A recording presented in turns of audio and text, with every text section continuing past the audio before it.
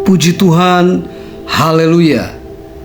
Seri pembacaan The Purpose Driven Life hari ke-8 dirancang untuk kesenangan Tuhan.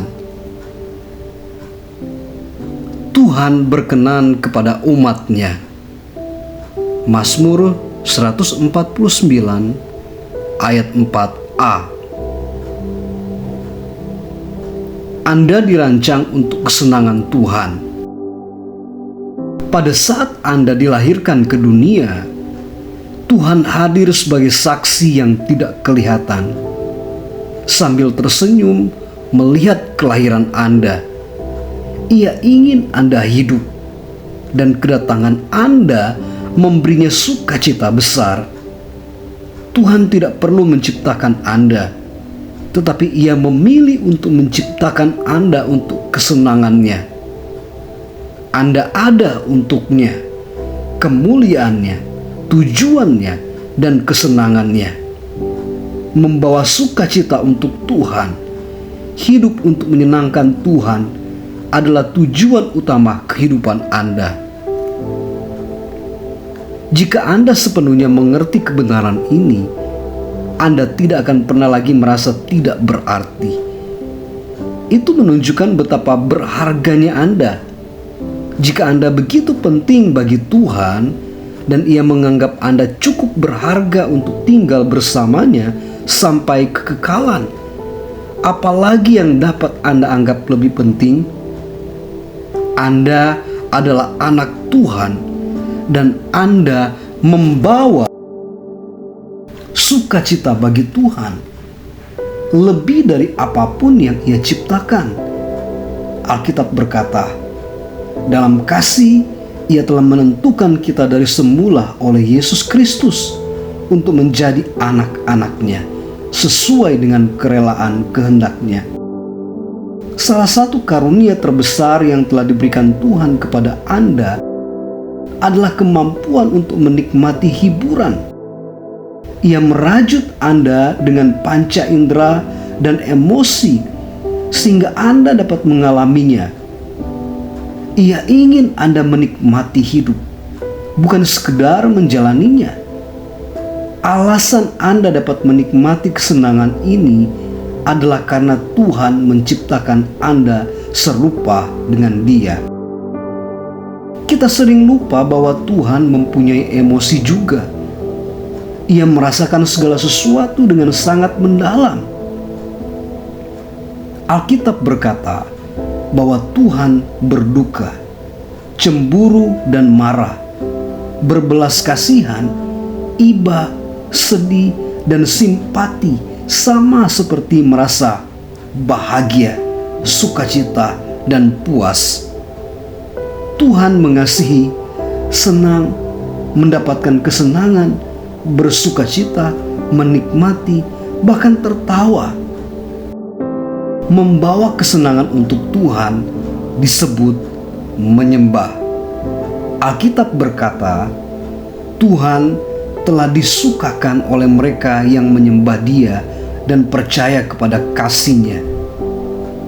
Apapun yang Anda lakukan yang mendatangkan kesenangan untuk Tuhan adalah tindakan penyembahan. Seperti berlian, penyembahan mempunyai banyak sisi. Akan diperlukan referensi dari banyak sumber untuk mengerti tentang penyembahan. Tetapi dalam bagian ini, kita akan melihat aspek-aspek utama tentang penyembahan. Ahli antropologi mencatat bahwa penyembahan adalah dorongan universal yang dirancang Tuhan dan ditaruh dalam diri manusia. Suatu kebutuhan yang timbul dari dalam untuk terhubung dengan Tuhan. Penyembahan bersifat alami, sama seperti makan atau bernapas. Jika kita gagal menyembah Tuhan, kita akan mencari pengganti, sekalipun itu akhirnya adalah dari kita sendiri. Alasan mengapa Tuhan menciptakan kita dengan keinginan ini adalah karena Ia menginginkan penyembah-penyembah. Yesus berkata, Bapa mencari penyembah-penyembah. Tergantung pada latar belakang agama Anda Anda mungkin perlu memperluas pengertian tentang penyembahan. Anda mungkin membayangkan kebaktian di gereja dengan nyanyian, doa, dan mendengarkan khotbah. Atau Anda dapat membayangkan upacara, lilin, dan komuni.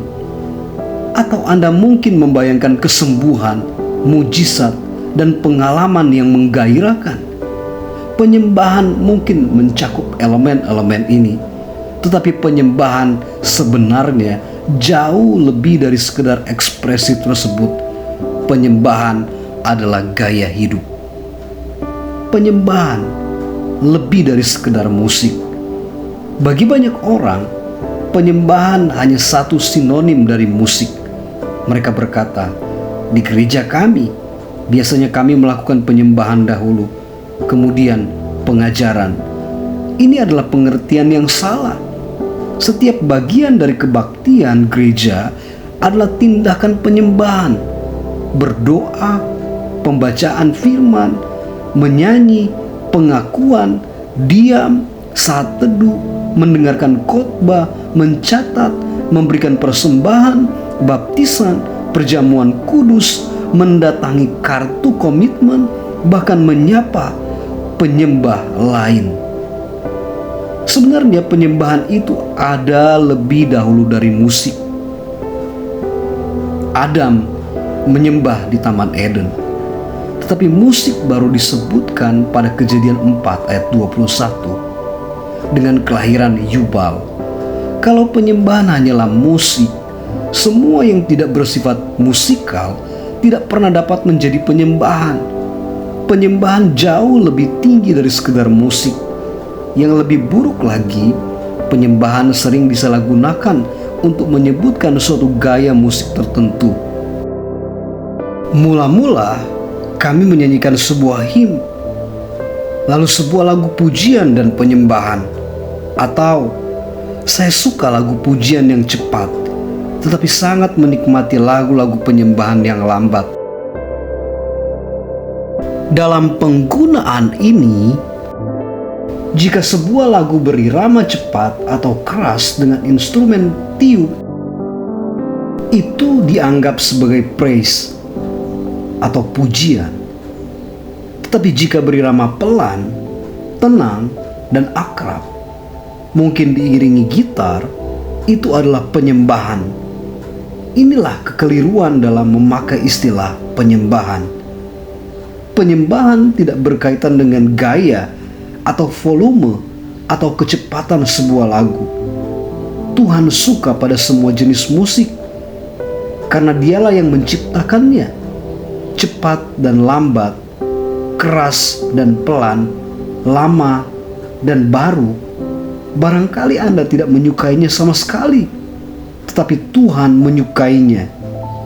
Jika musik itu dipersembahkan kepada Tuhan dalam roh dan kebenaran, itu adalah tindakan penyembahan. Orang-orang Kristen sering bertentangan dengan gaya musik yang dipakai dalam penyembahan, dan dengan teguh mempertahankan gaya yang mereka sukai sebagai yang paling alkitabiah atau menghormati Tuhan. Tetapi tidak ada yang bergaya alkitabiah. Tidak ada catatan-catatan musik dalam Alkitab. Kita bahkan tidak memiliki instrumen musik yang dipakai pada zaman Alkitab. Terus terang, gaya musik yang Anda sukai lebih berbicara tentang diri Anda, latar belakang dan kepribadian Anda dibandingkan tentang Tuhan. Satu grup etnik musik mungkin kedengaran seperti suara ribut bagi yang lain, tetapi Tuhan menyukai variasi dan menikmati semua itu. Tidak ada yang disebut musik Kristen. Yang ada hanyalah lirik Kristen. Kata-katanya lah yang membuat sebuah lagu sakral, bukan nadanya. Tidak ada nada rohani. Jika saya memainkan sebuah lagu untuk Anda tanpa kata-kata, Anda pasti tidak tahu jika itu adalah lagu Kristen atau tidak. Penyembahan tidak dimaksudkan untuk kepentingan Anda. Sebagai seorang gembala, saya menerima pesan-pesan yang berbunyi, Saya menyukai penyembahan hari ini. Saya sangat diberkati. Ini juga adalah salah pengertian lainnya tentang penyembahan. Penyembahan tidak dimaksudkan untuk kepentingan kita. Kita menyembah untuk kepentingan Tuhan. Ketika kita menyembah, tujuan kita adalah membawa kesenangan untuk Tuhan, bukan untuk diri sendiri. Jika Anda pernah berkata, "Aku tidak mendapat apa-apa dari penyembahan hari ini," Anda telah menyembah dengan alasan yang keliru. Penyembahan bukanlah untuk Anda, itu untuk Tuhan. Tentu saja kebanyakan dari kebaktian penyembahan juga mencakup elemen untuk bersekutu, membangun, dan menginjili. Dan memang ada manfaatnya, tetapi kita tidak menyembah untuk menyenangkan diri kita sendiri. Motivasi kita adalah membawa kemuliaan dan kesenangan untuk pencipta kita. Dalam Yesaya 29, Tuhan mengeluh tentang penyembahan yang setengah hati dan munafik.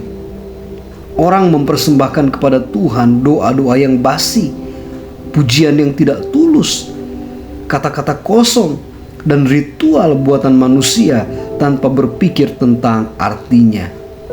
Hati Tuhan tidak tersentuh oleh tradisi dalam penyembahan, melainkan oleh gairah dan komitmen. Alkitab berkata, "Bangsa ini datang mendekat dengan mulutnya dan memuliakan aku dengan bibirnya, padahal hatinya menjauh daripadaku, dan ibadahnya kepadaku hanyalah perintah manusia yang dihafalkan." Penyembahan bukanlah bagian dari kehidupan Anda, itu adalah kehidupan Anda. Penyembahan tidak dimaksudkan hanya untuk kebaktian gereja. Kita diperintahkan untuk menyembahnya terus-menerus dan untuk memujinya dari matahari terbit sampai terbenam. Dalam Alkitab, orang memuji Tuhan di tempat kerja, di dalam rumah, dalam peperangan, dalam penjara, bahkan di tempat tidur. Pujian haruslah menjadi aktivitas pertama ketika Anda membuka mata di pagi hari dan merupakan aktivitas terakhir ketika menutup mata pada malam hari. Daud berkata, "Aku hendak memuji Tuhan pada segala waktu. Puji-pujian kepadanya tetap di dalam mulutku." Setiap kegiatan dapat diubah menjadi tindakan penyembahan jika Anda melakukannya untuk memuji, memuliakan, dan menyenangkan Tuhan. Alkitab berkata, "Jika engkau makan atau jika engkau minum atau jika engkau melakukan sesuatu yang lain, lakukanlah semuanya itu untuk kemuliaan Allah." Martin Luther berkata, "Gadis pemerah susu sapi dapat memerah untuk kemuliaan Tuhan." Bagaimana mungkin kita dapat melakukan segala sesuatu untuk kemuliaan Tuhan? Dengan melakukan segala sesuatu seolah-olah Anda melakukannya untuk Yesus, dan dengan melakukan percakapan terus-menerus dengannya sementara Anda melakukannya.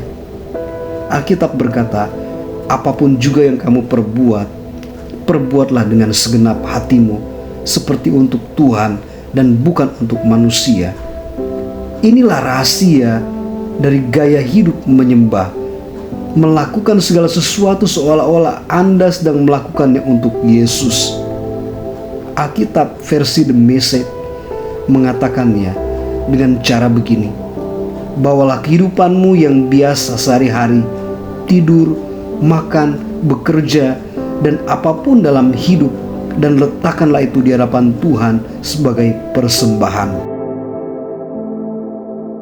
Pekerjaan menjadi penyembahan jika Anda mendedikasikannya kepada Tuhan dan melakukannya dengan kesadaran akan kehadirannya. Ketika pertama kali saya jatuh cinta kepada istri saya terus memikirkannya saat makan pagi, naik mobil ke sekolah, belajar di kelas, antri di pasar, di pompa bensin.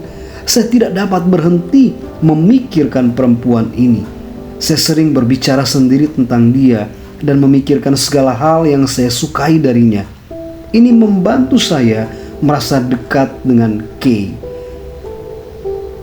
Walaupun Saya tinggal ratusan mil darinya dan bersekolah di sekolah yang berbeda. Dengan terus-menerus memikirkannya, saya sedang tinggal dalam cintanya. Inilah penyembahan yang sebenarnya, jatuh cinta kepada Yesus. Hari ke-8, merenungkan tujuanku. Pokok renungan, aku dirancang untuk kesenangan Tuhan. Ayat hafalan, Tuhan berkenan kepada umatnya. Mazmur 149 ayat 4. Pertanyaan untuk direnungkan, kegiatan manakah yang dapat mulai kulakukan seolah-olah aku sedang melakukannya untuk Yesus? Puji Tuhan, haleluya.